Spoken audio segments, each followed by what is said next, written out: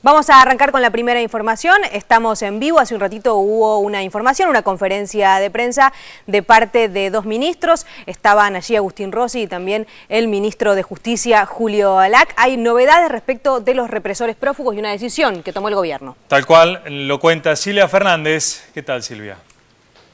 ¿Qué tal, Juan Agustina? Buenas tardes para todos. La medida es el bloqueo, la paralización de un fideicomiso, las cuentas asociadas y hasta una prepaga que están vinculadas estrechamente con Jorge Olivera, uno de los prófugos de los que estamos hablando durante esta semana. Olivera, en su carácter de abogado, junto con un socio de nombre Jorge Appiani, un capitán auditor, habían justamente conformado un estudio jurídico que se ocupaba de presentar acciones administrativas y judiciales contra el Ministerio de Defensa y también de Justicia por la actualización de los saberes justamente de los militares. A partir de eso se realizó un fideicomiso. Y lo que se está investigando es si ese dinero es utilizado para financiar la fuga, no solamente de Olivera y de Gustavo De Marchi, sino también de otros prófugos vinculados con delitos de lesa humanidad. Por eso junto a nosotros está el ministro de Defensa, Agustín Rossi, quien en conferencia de prensa, junto con su par de Justicia, Julio Alac, y con la Unidad de Información Financiera, acaban de dar a conocer esta información. Ministro Rossi, particularmente, ¿de qué cantidad de dinero estamos hablando y qué figura se aplicó justamente para el bloqueo del fideicomiso? Bueno, nosotros lo que encontramos es un fideicomiso que al 31 de diciembre del 2010 tenía depositado 9,5 millones de pesos, alrededor 9.430.000 y pico de mil. Ese fideicomiso había sido constituido por Olivera, que es abogado y que como tal, y junto con Appiani, un capitán auditor que también está cumpliendo condena por delitos de lesa humanidad, actuaron no solamente defendiendo, por ejemplo, a Suárez Mason en las causas por delito de lesa humanidad, sino que accionaban contra el Ministerio de Defensa y también en la justicia, reclamando reactualización de haberes del personal militar.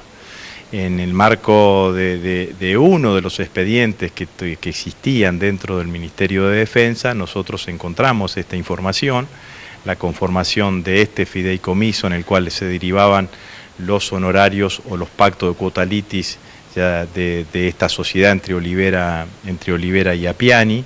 Descubrimos también que ya en el momento que Olivera estaba preso y estaba privado de su libertad, ese fideicomiso se vende y aparece otro fideicomiso y junto con eso una sociedad controlante de los derechos de ese fideicomiso. Y con toda esta información lo que hicimos fue concurrir tanto a la Unidad de Información Financiera, a la AFIP y al Ministerio de Justicia. La AFIP lo que hizo fue bloqueó los quit, o sea, las claves únicas de identificación tributaria de todos los fideicomisos a los cuales hacía referencia, más el quit de Olivera, más el quit de Appiani.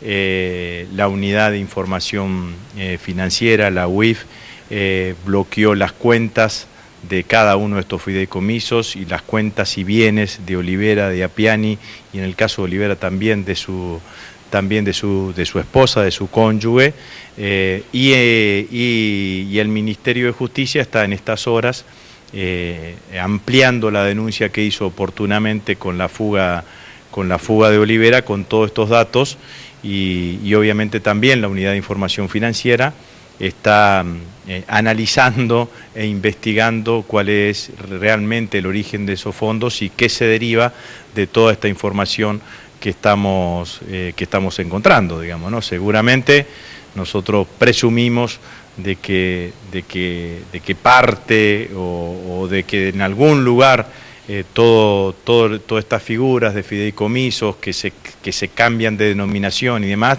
trataban de facilitar de alguna manera el financiamiento de este tipo de cuestiones, digamos, ¿no? Que lo dijo claramente el ministro Alac. Ustedes saben que cualquier prófugo sin apoyo logístico, más de 48, 72 horas es muy difícil de sostener, y nos parece que de aquí podemos encontrar algún tipo algún tipo de vinculación y bueno, por eso era lo que estábamos informando hoy, ¿no? Ministro, la sospecha también involucra la posibilidad de financiamiento de otras personas vinculadas con delitos de lesa humanidad que se encuentran prófugas, es decir, de una red de financiamiento. Bueno, no es una hipótesis que podamos desechar, digamos, ¿no? Estos elementos claramente nos llevan a pensar de que existen redes de cobertura alrededor de este tipo de situaciones y de este tipo de fugas. Y quizás esto que hemos encontrado en el Ministerio de Defensa, en la Dirección de Asuntos Jurídicos, permita encontrar una cantidad de datos y una cantidad de elementos como para que la justicia pueda actuar de la manera más contundente posible, sin ninguna duda, ¿no? Ministro, esta información la encontraron a partir de la investigación de la fuga de Olivera y de Marchi. ¿Es información que ya contaba el Ministerio de Defensa como para dar a conocer este accionar que podríamos calificar de irregular justamente por parte de represores? La conformación justamente del fideicomiso y la información vinculada con la tarea como abogado de Olivera.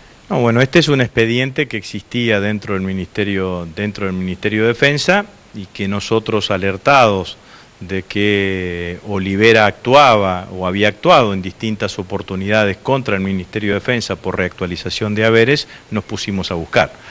No existe ningún impedimento de que cualquier abogado arme un fideicomiso. Digamos, la mirada cambia absolutamente a partir de que Olivera está condenado por delito de lesa humanidad y mucho más aún a partir de la fuga. Entonces, ciertamente nos parece que esa información tiene una relevancia y una mirada absolutamente direccionada a partir de este hecho y bueno, y esto fue lo que hicimos nosotros, digamos, ¿no? Cuando nos llega la información de que Olivera actuaba contra el Ministerio de Defensa, empezamos a buscar los distintos expedientes en los cuales aparecía Olivera actuando contra el Ministerio de Defensa y de esa búsqueda hemos podido reconstituir todos estos datos y con esos datos fuimos que nos dirigimos tanto a la AFIP como a la Unidad de Información Financiera y al Ministerio de Justicia para que sean los que dispongan los pasos a seguir, ¿no? Ministro, por último, lo cambio un segundo de tema. En las últimas horas, un senador radical ha presentado una denuncia penal justamente por la posibilidad de designación definitiva y ascenso de Milani como jefe del Ejército. En esta instancia, ¿cuál es la postura del Ministerio de Defensa? La que hemos venido sosteniendo, digamos, ¿no? Nosotros lo hemos dicho en muchas oportunidades, hemos construido un paradigma social y cultural de los argentinos, lo construyó Néstor primero y después Cristina con el acompañamiento permanente de las organizaciones de derechos humanos, que es memoria, verdad y justicia.